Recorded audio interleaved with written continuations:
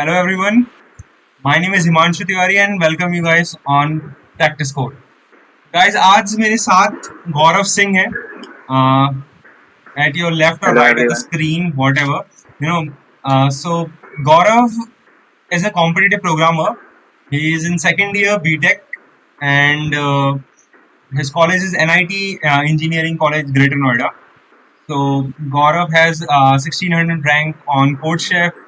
He also does competitive programming on LeetCode and other various platforms. He participates in various competitions, coding competitions. So I think you guys can learn a lot from him.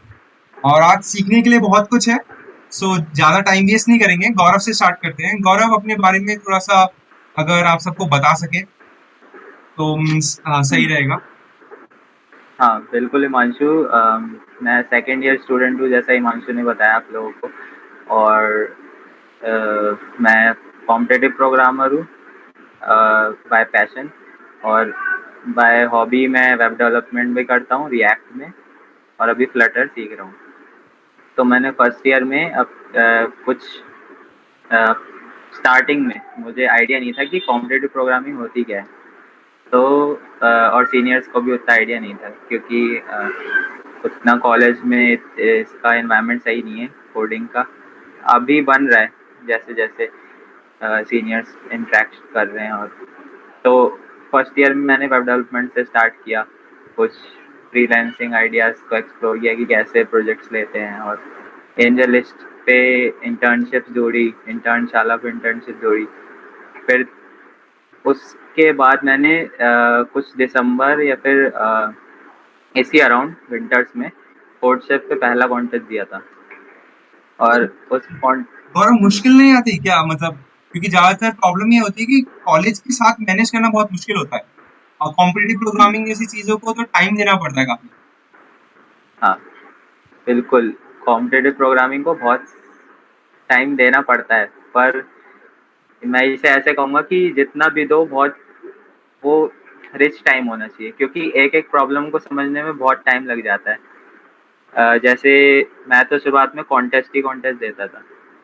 और अगर आप अच्छे से करना चाहते हो CP को, क्योंकि सीपी बहुत लोग सोचते हैं जॉब लेने के लिए ज़्यादा अच्छी है, पर मैं ये समझता हूँ कि CP is a sport more than getting a job, और कि ये कोई तरीका है जॉब लेने का। जॉब तो आप आजकल मैं देख रहा हूँ कि you can either get from web development also in product based companies like FAANG, you know. और आजकल स्टार्टअप्स भी काफ़ी अच्छे हैं, जैसे फ्लिपकार्ट और ओयो, ये सब। इसमें वेब डेवलपमेंट की बहुत नीड है rather than सीपी पर्सन। तो तो सी सीपी से कोई फायदा होता है? मीन्स अगर मैं कॉम्पिटिटिव प्रोग्रामिंग आज स्टार्ट करता हूँ तो सबसे पहली प्रॉब्लम तो यही आएगी कि मुझे काफी कुछ चीजें सीखनी पड़ेंगी. तो प्री रिक्विजिटीज क्या होती है, मतलब स्टार्ट करने से पहले क्या आना चाहिए मुझे? प्री रिक्विजिट्स यही हैं कि पहले जानना होगा कि आप कंप्यूटर साइंस में हो।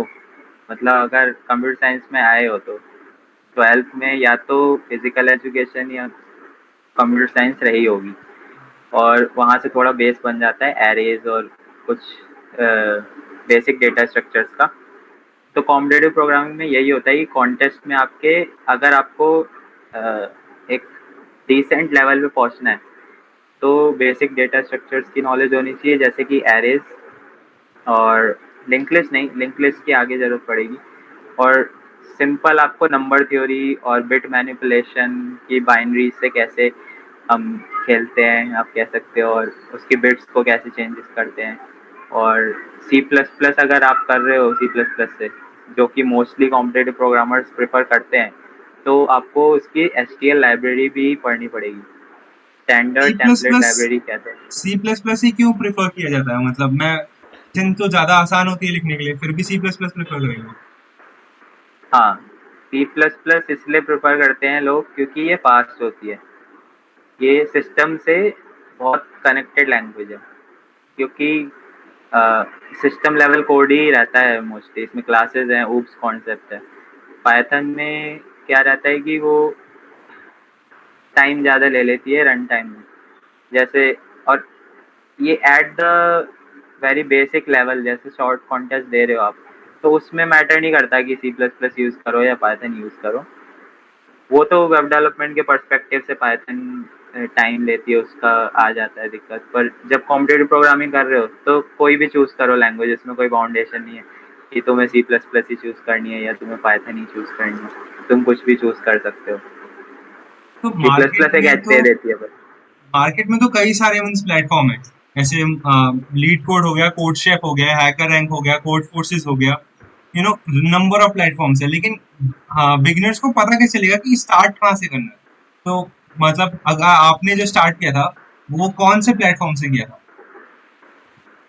मैंने स्टार्ट किया था कोडशेफ से। डायरेक्टली कोड और शेफ?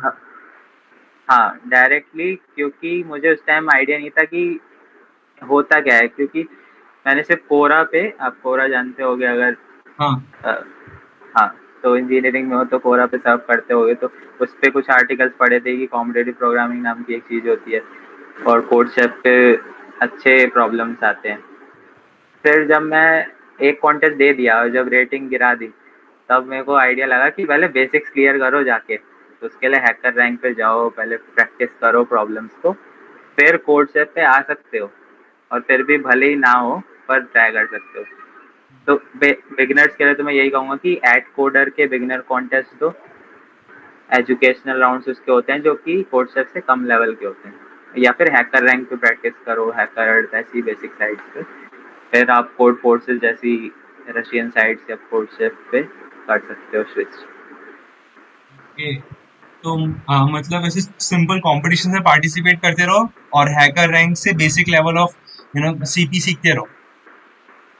बिल्कुल ऐसे ही कर सकते हो। सही। और अ, मतलब क्योंकि कॉलेज में ऐसा मतलब मेरे हिसाब से इतना बैकग्राउंड नहीं होता कि कॉलेज में भी आप सीपी कर रहे हो। तो कॉलेज के बाद जो टाइम होता है उसमें आप कितना टाइम देते हो सीपी को, मतलब कितने आवर्स देते हो ऑन एन एवरेज? कॉलेज के बाद ये डिपेंड करता है, ये पर्सन टू पर्सन डिपेंड करता है। कुछ लोग होते हैं जो कि सिर्फ कॉन्टेस्ट देते हैं, और कुछ लोग होते हैं जो कि कॉन्टेस्ट के बाद अब सॉल्व भी करते हैं प्रॉब्लम्स और प्रैक्टिस भी करते हैं अलग से, कि उनमें पूरा जुनून होता है कि वो कॉम्पिटिटिव प्रोग्रामिंग को एक पैशन की तरह लेते हैं और करते जाते हैं प्रॉब्लम्स। कुछ लोग कॉन्टेस्ट देते हैं कि इंटरव्यू स्पेसिफिक क्रैक करने के लिए, और मैं जितना टाइम देता हूँ वो रहता है 1 आवर, डिपेंड करता है कि 1 to 2 आवर मैक्सिमम इतना ही रहता है। और बाकी मैं अब सॉल्व करता हूँ प्रॉब्लम्स को मोस्टली, और वीकेंड्स पे तो पूरा दिन दे देता हूँ कि हाँ इस दिन दे सकते हैं पूरा टाइम। वीकेंड्स को पूरी तरीके से कंज्यूम करना होता है? हाँ, क्योंकि वीकेंड्स पे कोड फोर्सेस अपने कॉन्टेस्ट रखता है, मोस्टली वीकेंड्स पे रखता है, क्योंकि पता है उससे सैटरडे संडे बच्चे फ्री रहते हैं। लीड कोड के बाई वीकली और लीड कोड वीकली चैलेंजेस होते हैं जो कि आप सैटरडे संडे दे सकते हो, पूरा दिन निकल जाता है आराम से।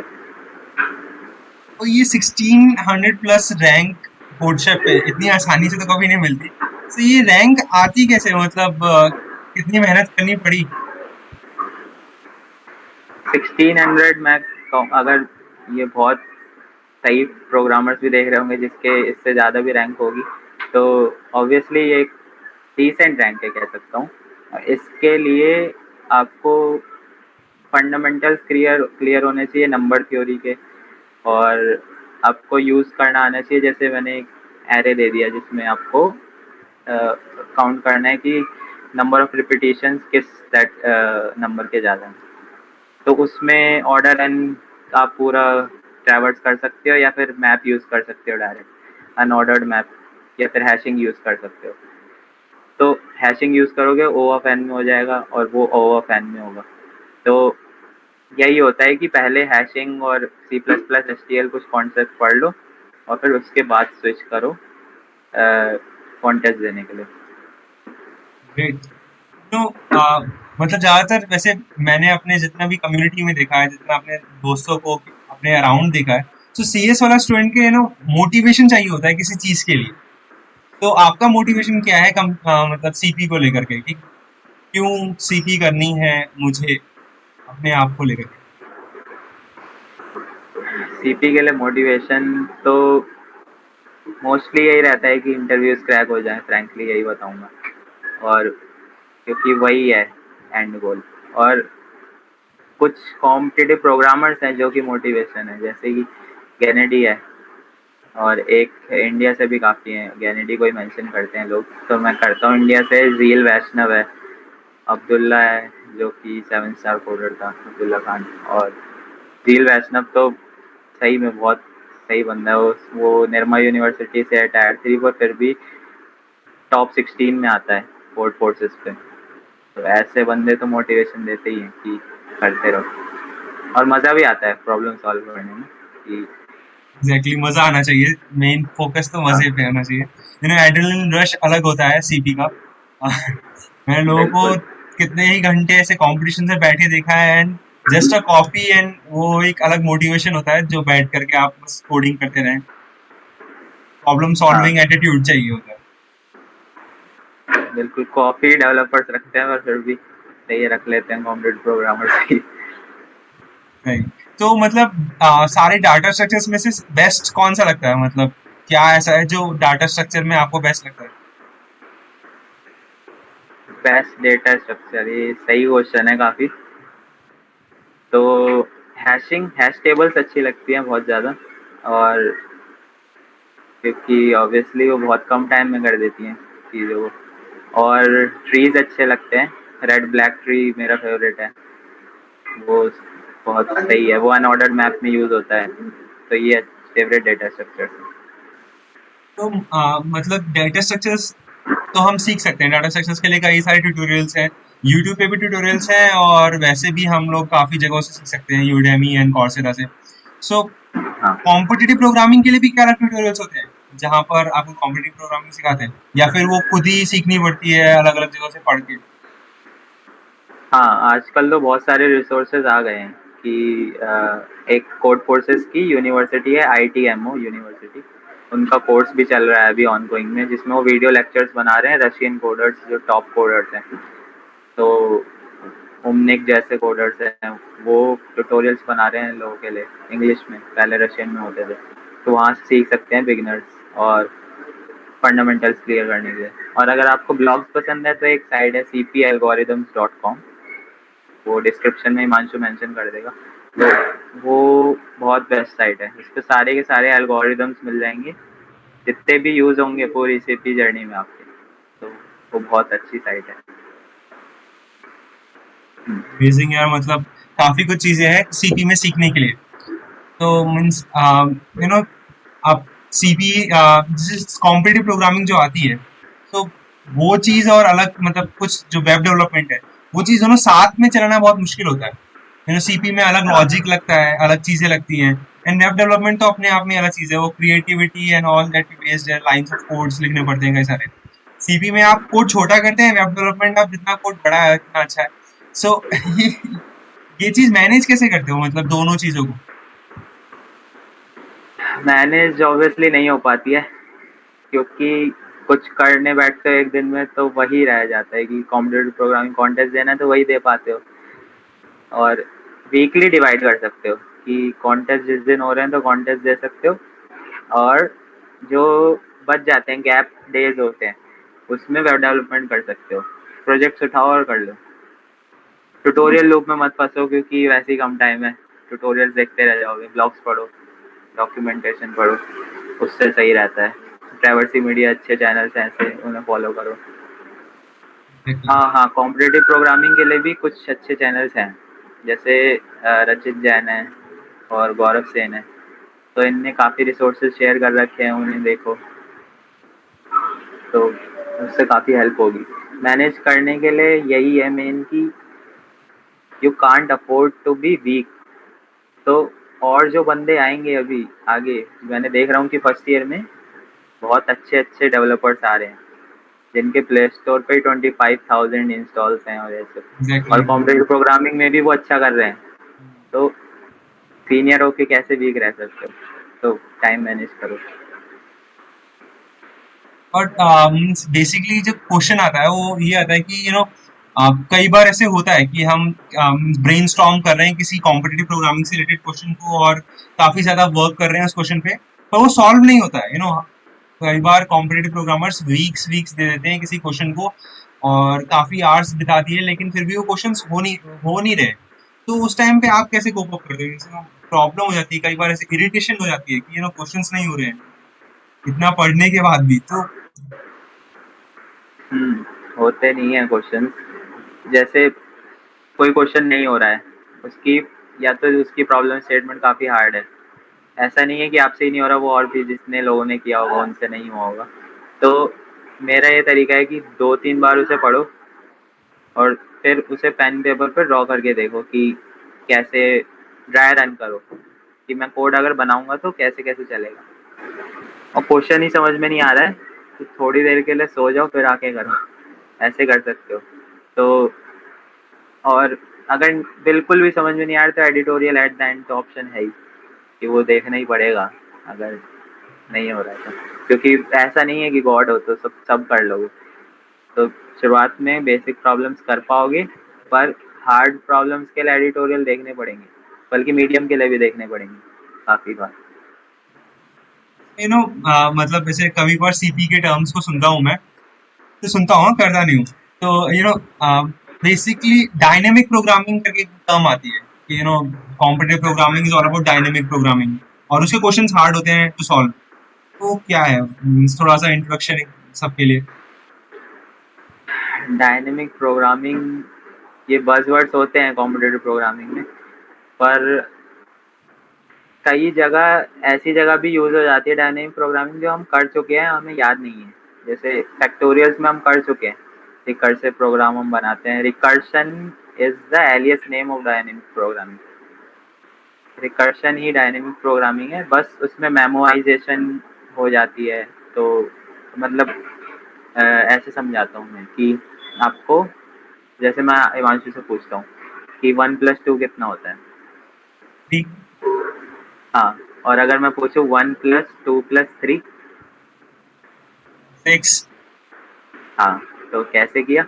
1+2+3 को कैसे किया? 1+2 किया एंड देन जो रिजल्ट आया उसको +3 किया। हाँ, तो जो पहले जो 1+2 कर रखा था उसे यूज करके और आगे ऐड कर दिया 3 को, बस आ गया आंसर। तो ये मेमोराइज किया प्रोग्राम ने। अब ये ह्यूमंस तो कर लेते हैं, हम्म। पर कंप्यूटर को कैसे मेमोराइज करवाओगे? तो उसे मेमोराइज करवाया कि 1+2 इतना होता है और फिर ऐड कर दिया। ऐसे ही फैक्टोरियल्स में होता है कि रिकर्शन यही होता है। डायनेमिक प्रोग्रामिंग में जितने क्वेश्चन सॉल्व करोगे उतने ही बेनिफिट होगा। कुछ अच्छे प्रोग्रामर्स भी फंस जाते हैं डीप प्रॉब्लम्स में, इवन मैं भी फंस जाता हूँ, ऑब्वियसली फंस ही जाता हूँ मोस्ट ऑफ द प्रॉब्लम्स में। तो कुछ हो जाता है। Most of the dynamic programming problems brute force method से भी हो जाती है, पहले उससे करके देखने की कोशिश करो। हर प्रॉब्लम को ब्रूट फोर्स से पहले करके देखने की कोशिश करो, फिर एफिशिएंट बनाओ। एग्जैक्टली। तो हाँ, मीन्स कॉम्पिटिटिव प्रोग्रामिंग से रिलेटेड कोई एक ऐसी चीज जो मेरे व्यूअर्स को अगर आप बता सके कि ये चीज करने से शायद थोड़ा एज मिल सके उनको बाकी चीजों से, कोई ऐसी चीज। कॉम्पिटिटिव प्रो, हाँ मैं एक सीक्रेट शेयर कर सकता हूँ जो कि मोस्ट ऑफ द शायद जानते नहीं है, या फिर जो क्रिएटर्स है। तो आप हैकर अर्थ पे कोड एरिना करके कॉन्टेस्ट होता है, मतलब कोड एरिना करके एक सेक्शन होता है, उसमें जा सकते हो। और बहुत अच्छी चीज़ है कि उसमें क्लिक करोगे और वो फिर सर्च करेगा आसपास आपके कोडर्स कौन सर्च कर रहे हैं, और भी फिर हम्म। एक मैच करवा देगा आप दोनों में, 2 पर्सन के बीच में। टाइमर चलेगा 40 मिनट्स। उस प्रॉब्लम को सॉल्व करना है आप दोनों को जल्दी। तो ये बहुत अच्छा तरीका है, इंट्यूटिव वे है कि बच्चों को सिखाने का कि प्रॉब्लम सॉल्व करो। पीपी ऐसे अच्छे हो सकती है। हैकर एड के प्रॉब्लम्स भी अच्छे होते हैं काफ़ी। और अगर हैकर एड का इंटरफेस अच्छा नहीं लगता तो कोड इन गेम करके इससे थोड़ी बिगिनर साइड है, उस पर भी सेम कॉन्सेप्ट है कि फ्रेंड से कर सकते हो कॉन्टेस्ट। जैसे हिमांशु से मैं कर सकता हूँ, कभी मन किया तो हिमांशु कहेगा नहीं अब तो सही करना ही है मुझे गौरव से बात आ गई वो तो ऐसे अच्छा रहता है। डेवलपर्स और प्रोग्रामर्स दोस्त नहीं हो सकते। ये मिथ बस्ट हो गया है। कह सकते so developer and programmer are friends, और एक प्रोग्रामर के अंदर डेवलपर होता है, तो कॉम्पिटिटिव प्रोग्रामर्स के अंदर डेवलपर्स भरे हुए हैं। तो ये लोग हमारी नौकरी भी खा रहे हैं। सो गौरव, कैसे? कोडिंग जब मैं बात करता हूँ कॉम्पिटिटिव प्रोग्रामिंग की, तो कॉम्पिटिटिव प्रोग्रामिंग, फिर एक वर्ड आता है कोडिंग, फिर एक वर्ड आता है प्रोग्रामिंग। हम्म। तो ये तीनों टर्म्स अलग अलग है कि एक ही है? मीन्स कंफ्यूजन इतना होता है कि मैं अपने आप को डेजिग्नेट किस चीज से करूँ, वो प्रॉब्लम होती है। कॉम्पिटिटिव प्रोग्रामिंग और और कोडिंग एंड प्रोग्रामिंग, तो I am a coder. Coder का मतलब क्या हुआ कि क्या मैं कॉम्पिटिटिव प्रोग्रामर हूँ? नहीं, कोडर का मतलब है आप प्रोग्रामिंग करते हो इन जनरल, आप सॉफ्टवेयर्स बनाते हो, या फिर फ्रीलांसिंग को भी कोडर ही कहेंगे कि वो कुछ कोड कर रहा है। कॉम्पिटिटिव प्रोग्रामिंग बहुत एक स्पेसिफिक नेचर है, जिसमें सब डिवाइडेड है, मतलब चीजें, जैसे डेटा स्ट्रक्चर्स एंड एल्गोरिदम्स अगर किसी को आता है तो उसे कॉम्पिटिटिव प्रोग्रामर नहीं कह सकते, क्योंकि वो एक सब पार्ट है data structures and algorithms competitive programming का। एक पूरा स्पोर्ट है कॉम्पिटिटिव प्रोग्रामिंग, जिसमें आप पूरे वर्ल्ड के प्रोग्रामर से कम्पीट कर रहे हो।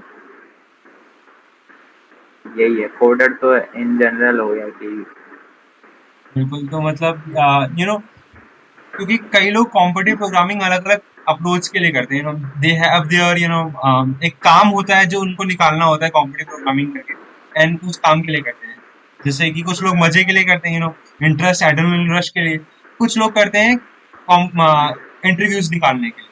तो क्या इंटरव्यूज जिनको निकालने हैं, क्योंकि मोस्ट ऑफ द लोगों को इंटरव्यूज निकालने होते हैं, तो कॉम्पिटिटिव प्रोग्रामिंग करने का कोई सेंस बनता है उनके लिए, या फिर उनको डाटा स्ट्रक्चर एल्गोरिथम स्ट्रॉन्ग कर लेना चाहिए, एंड कुछ प्रॉब्लम स्टेटमेंट सॉल्व करनी चाहिए जो जेन्युइनली पूछी जाती है, और हो गया? ऐसा करना चाहिए? हाँ, ये काफ़ी सही क्वेश्चन है, और ये मोस्ट ऑफ द लोगों को होता भी है कि कॉम्पिटिटिव प्रोग्रामिंग नेसेसरी है या नहीं, सीधा बताओ कि इंटरव्यूज के लिए। तो एग्जैक्टली। मैं कहूँगा कि अगर ये डिपेंड करता है, जैसे मैं अभी कैटेगराइज करता हूँ कुछ कंपनीज को, किस में आप अप्लाई कर रहे हो। जैसे डायरेक्ट टाई में अप्लाई कर रहे हो, टावर रिसर्च में अप्लाई कर रहे हो, तो कॉम्पिटिटिव प्रोग्रामिंग नेसेसरी हो जाती है, क्योंकि वो बेस्ड ही हैं उस चीज़ों पे, फाइनेंस पे वर्क करती हैं, तो बहुत रोबस्ट दिमाग वाले बंदे उन्हें चाहिए होते हैं, तो कॉम्पिटिटिव प्रोग्रामर्स को वो प्रेफर करती हैं मोस्टली। और अगर सिर्फ इंटरव्यूज निकालने हैं नॉर्मल कंपनीज के, जैसे कैपजेमिनी या फिर और भी फ्लिपकार्ट, या फिर जो नॉर्मल स्विगी और ये सब स्टार्टअप्स हैं, तो वेब डेवलपमेंट मोस्टली प्रोजेक्ट्स अच्छे होने चाहिए रिज्यूमे में, और लीड कोड किया होना चाहिए बस। क्योंकि लीड कोड और गीक्स फॉर गीक्स पे एक वेल क्यूरेटेड प्रॉब्लम्स हैं, जो कि जैसे बाइनरी ट्रीज और एरेज, इन सब पे अगर आपने सेट ऑफ प्रॉब्लम्स जो दे रखी है वो कर ली, तो इंटरव्यूज तो आसानी से निकाल लोगे। पर अगर इंटरव्यूज के लिए आप जा रहे हो कोड फोर्सेस पे, तो फिर बात नहीं बनेगी, क्योंकि कोड फोर्सेस पे बहुत काफ़ी मैथमेटिकल कॉन्सेप्ट पे रिलेटेड प्रॉब्लम्स होती हैं, जो कि सिर्फ स्पोर्ट की तरह ली जा सकती हैं कि मज़े के लिए कर रहे हो तुम, या फिर डायरेक्ट आई या टावर रिसर्च जैसी कंपनीज के लिए करते हो। एग्जैक्टली। कंपनी ओरिएंटेड होना चाहिए, आपका ड्रीम ओरिएंटेड आपका अप्रोच होना चाहिए किसी भी चीज में हो, चाहे वो हाँ, प्रोग्रामिंग एंड कोडिंग हो, चाहे वो कोई और चीज हो। सो अपने ड्रीम ओरिएंटेड वर्क करना है। एंड जिस जिस ये 1600 रैंक तो कुछ नहीं है गौरव। 1000 से भी अब जाना है, then 500, then 100।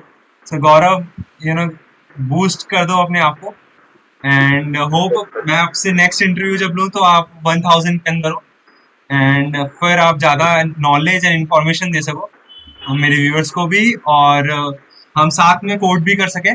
So let's see, देखते हैं क्या होता है आगे।